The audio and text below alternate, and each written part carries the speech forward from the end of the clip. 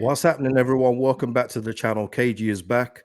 I'm not alone. I've got with me a very, very special guest, USA international, USA captain, and Leeds United midfielder, Tyler Adams. How you doing, Tyler? I'm good, man. Thanks for having me. No problem, man. Thanks for coming on. And I mentioned the USA captain there. You win the Player of the Year. I mean, you've beaten players like the Wonder Kid, Gio Reyna, the LeBron James of soccer, Christian Pulisic. That must have been a great honor. It was a huge honor for me in a year that was obviously so important to myself and to the team, and heading to our first World Cup in Qatar. It was amazing to obviously have some special performances, but I'm very thankful for my team for putting me in a position to succeed. So many good players around me, and yeah, it looks like we're on the trend upwards now in the U.S., and we're just trying to push the sport forward as quickly as possible. Yeah, I mean, listen, on your World Cup alone, I mean, you was locking up players that are allegedly worth 120 million. So you must have been doing something right. You know what I mean? Um, but just on you as well. I mean, I've been wanting to speak to you for a while because what really got me when you signed was that you obviously replaced Calvin Phillips, which isn't an easy feat by itself. But you weren't here to be the next Calvin Phillips. You said that you were here to be the Tyler Adams. Mm-hmm. Now that comment for me just let me know exactly what you were about. Absolutely. No, Calvin is a special player. Obviously, he leads through and through. What he did for the club, speaks for itself. He was a pivotal part of their success and obviously the rise into the Premier League and keeping them there. And yeah, when I came here, I knew that's kind of who everyone was going to think I'm replacing. They're probably thinking, what kind of player are we getting? What kind of person are we getting? He's not born and bred in Leeds. And I know that Calvin Phillips will always hold a special place in a lot of people's hearts throughout the club and the city. But, for me, it was a huge opportunity for me to take a step into the Premier League. Leaving, obviously, a massive club like RB Leipzig, who plays in the Champions League regularly, is never easy. But I knew this is a step I wanted for my own career. So, when people are asking me, are you going to be able to fill the shoes of Calvin Phillips? I kind of looked at them like, no, that was never the plan. I didn't even think of Calvin. I knew what he did for the club and how important he was. But, for me, I wanted to come and show my qualities and who Tyler Adams is. I don't want to be like somebody or be like anybody. I just want to be myself. And I know when I do that, I can be a top player and a top person. Yeah, absolutely. And you've definitely filled that role tremendously. And there's a few comments from a few members of the channel that will, back that up as well. But as you know, you mentioned Leipzig there as well. What are the noticeable differences between the Bundesliga and Premier League? Because obviously as fans, we have our own, opinions of what the differences are. But as a player, can you tell us? Yeah, no, absolutely. I would say that in the Bundesliga, the speed of play is definitely probably a little bit lower. I would say tactically, the league is very, very good.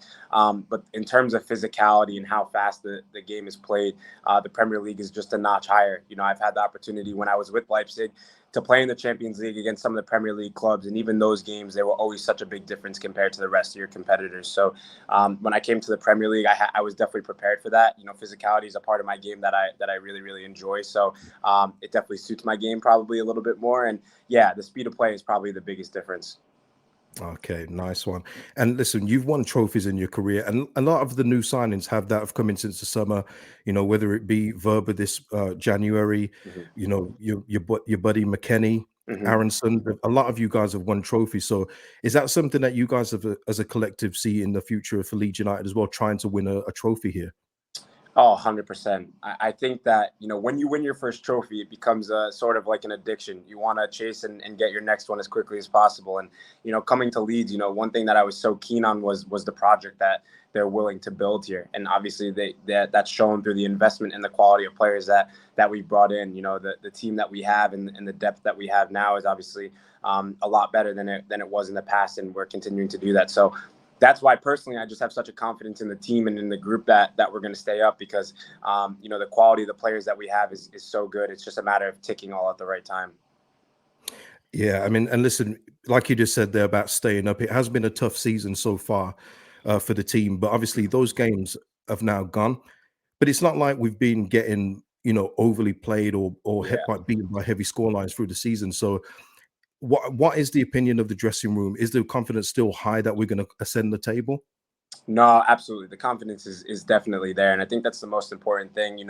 A lot of times when teams go through this, you can probably see a disconnection between players and staff and this and that. But throughout this process, we've been more together than anything, because it's like you said, you're not going out on the pitch and losing 6-0 every weekend. We're competing with the best teams in the league.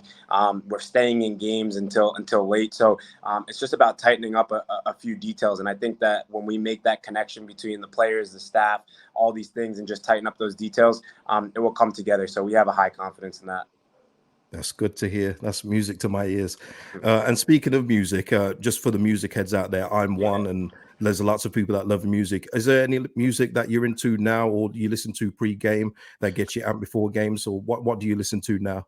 Oh man, I listen to a little bit of everything. You could test my knowledge, but I don't think there's a genre, to be fair, that I don't listen to. So at home, I've just more recently, my girlfriend got me a record player for Christmas, and I've been listening to everything on vinyl recently, and I'm absolutely loving it. So I listen to a little bit of everything. That's good. That's good to know. Yeah, I'm the same way as people on my channel know. It can be Stone Temple Pilots one day, it can be J. Cole the next. It doesn't really Exactly. matter. Whatever the mood takes me, whatever the mood takes. Exactly. And in terms of yourself, I know you don't score many goals. I know you don't Mhm. shoot that much. But do you Yeah. ever think about your first goal celebration for Leeds? Do you know what that might be? Oh man, I don't know. I just hope that goal comes in an important game. I haven't scored many goals in my career, but when I have, they've seemed to be quite important. So I haven't thought of a celebration yet. You got any in mind, or? Actually I do. Your buddy, one of your USA teammates did it just before the World Cup, and people are still doing it now. It's bigger in American football, Mhm. basketball. But you know that Antonio Brown? Oh, of course. Okay, we can hit that. We can hit Yeah, that. yeah. Say Okay, less. so shoot once in a while, then maybe we'll see. Yeah. I got you. And favorite game for Leeds so far? Ooh, honestly, there's been a bunch of special games. But I'd probably have to say Liverpool. Mm, Liverpool especially. You grow up watching games and at Anfield and how special it is, and then obviously to go there and leave it until late, and we walk away with a victory. Obviously, that was an important win for us just at that point in the season, kind of heading towards the international break and the World Cup. And I think just for our team, it gave us the confidence that we were able to hang with the big boys. So yeah, that was a special game. oh yeah, I did a watch along on my channel for that, and I just did not see it coming. Yeah, When that goal went in at the end, I was like, really? I was like, oh my lord, it just went yeah. absolutely crazy. So yeah, I can understand that. And I really thought as well, by the way, our home performance against Chelsea, That thought was that was amazing as such a well. complete That performance. specifically also just because of the fans, man. The fans are so special. Whenever you can play at Ellen Road and you get a victory, it's just it erupts. So yeah, definitely that one as well. Awesome. Well, listen, I'm going to ask you for some comments towards for the Leeds fans, but Hmm. just from members of my channel. There was a couple, William Morrison and Smiler, who say he's a Leeds future captain. Hmm. Um, G. Smith says, what a leader. Ina from Iceland says, what a player. Mr. P says, what a player, what a bargain. Oh, thank you. And lastly, Matt Davis, who say that you are an example that players should follow. So you get a lot of love like that from on my channel, and I'm sure Thank you've you. received it as well. So I Thank you. mean, have you got any words for the Leeds fans around the world, and also the growing US fan base that have followed yourself, Brendan, and Weston over here?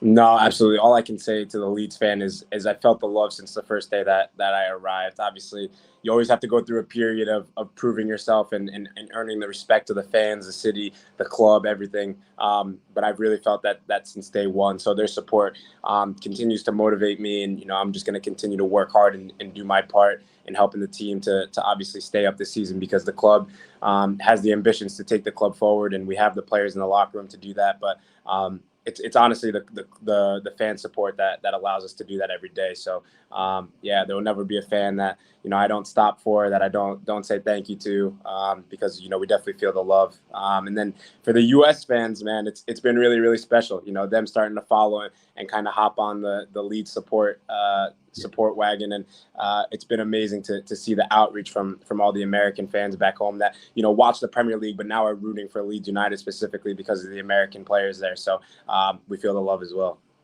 Love that, love that. And just before we finish, just something that came to mind. Have you warmed up to Yorkshire puddings yet? Uh, I still haven't had one. I still haven't had one. We might have to get together and have one. Listen, just throw a bit of gravy on it, wash it down with an ice cold super malt, and you're good to go. You're good Okay, to that go. sounds like the plan. I'm gonna have to get on that. Well, listen, thank you to Leeds United for helping me arrange this. And of course, a big thank you for Tyler for coming onto the channel. Just before we exit, like, subscribe, drop your comments below. And to let me know you've reached the end, leave the salute emoji for Captain America here. And I'll see you in the next video, people. Thank you again, Tyler. Yes, you got it.